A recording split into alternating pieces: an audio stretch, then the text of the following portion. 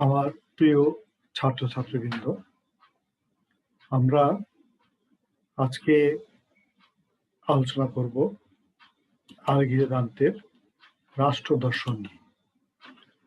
আলগিরি দান্তে ছিলেন মূলত একজন কবি। তারপরও রাজনৈতিক ক্ষেত্রে মধ্যযুগে যে কজন দার্শনিক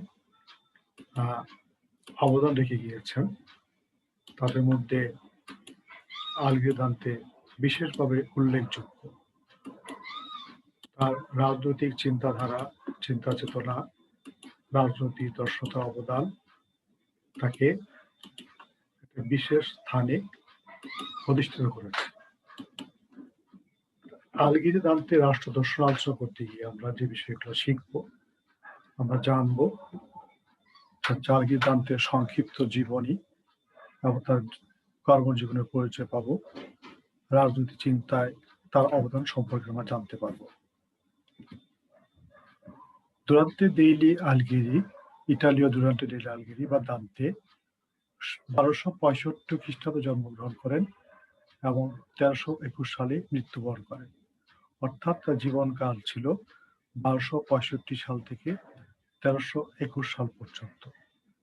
তিনি ছিলেন ইতালির একজন বিখ্যাত কবি। দান্তের জন্ম ইতালির ফ্লোরেন্সে। তার পরিবার তেমন একটা বিত্তশালী না হলেও অভিজাত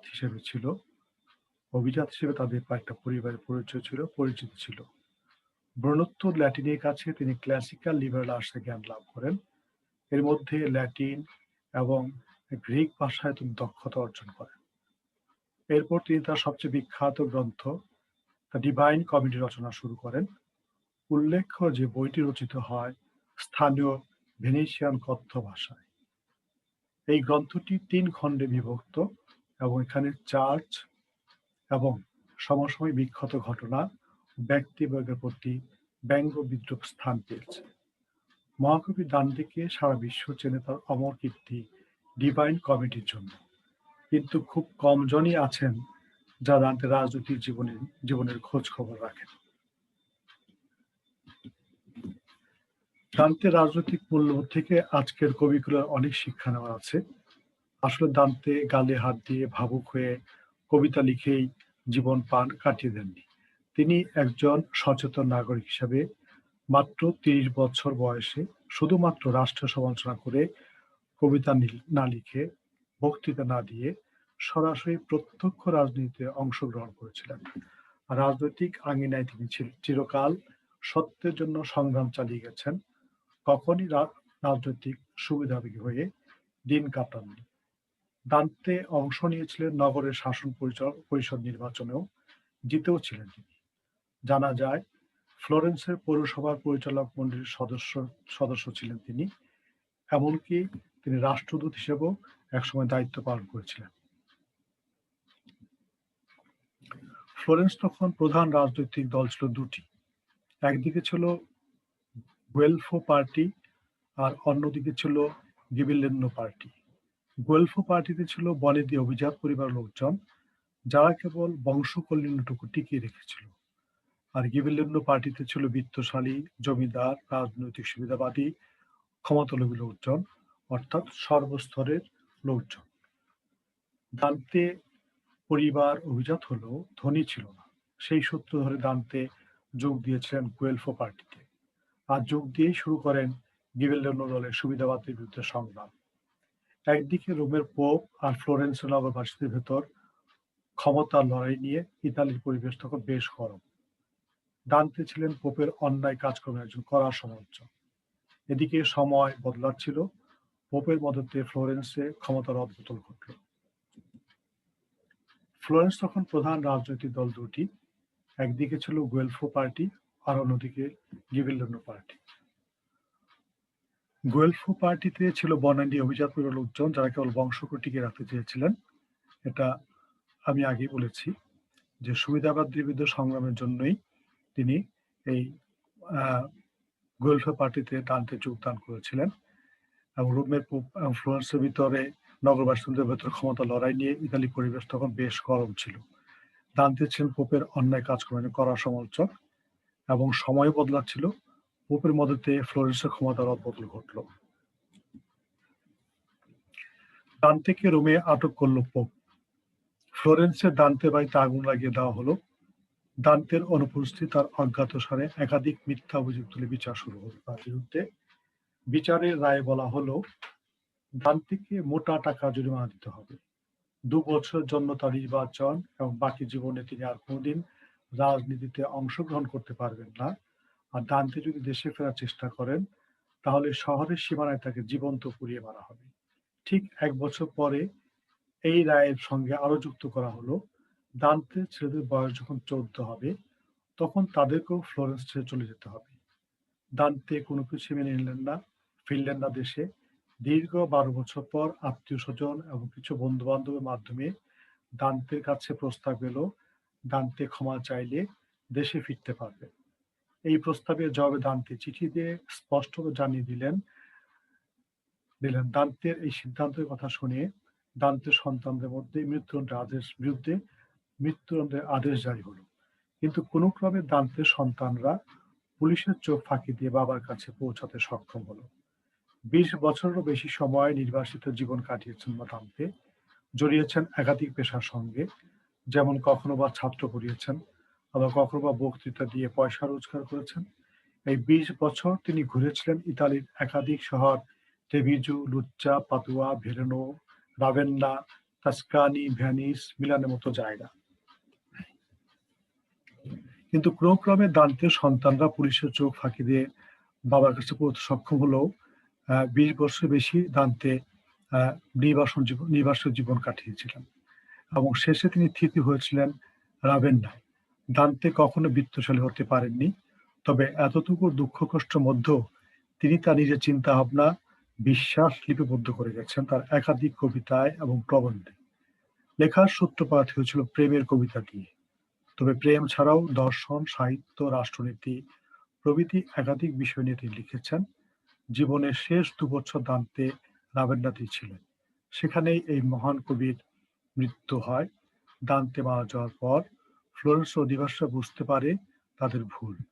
গভীর অনুশোচনায় শতাব্দী পর শতাব্দী ধরে তার রাভেন্না শহরের কাছে আবেদন জানাতে থাকে মহাকবি দান্তের পবিত্র কফিন যেন তাদের ফেরত দেওয়া হয়। কিন্তু রাভেন্না কখনো সে আবেদন গ্রাহ্য করেনি। দান্তের কফিন আজও প্রমাণ করে এক মহান কবির রাজনৈতিক মূল্যবোধের। অনেক সময় লেখকের চেয়ে লেখকের কৃতকর্ম বেশি খ্যাতি পেয়ে যায়। যেমন ধরুন, সারা বিশ্বে যত মানুষ মহাভারত বা রামায়ণের নাম জানেন ততটা হয়তো ব্যাসদেব, বাসুদেব বা বাল্মীকির নাম জানেন না। দান্তে আলগিয়েরির ক্ষেত্রে কোনটা ঘটেছে তা অনুমান করা বেশ মুশকিল। সারা বিশ্বে ব্যক্তি দান্তে আলগিয়েরি বেশি বিখ্যাত, নাকি তার অমর কীর্তি ডিভাইন কমেডি বেশি বিখ্যাত?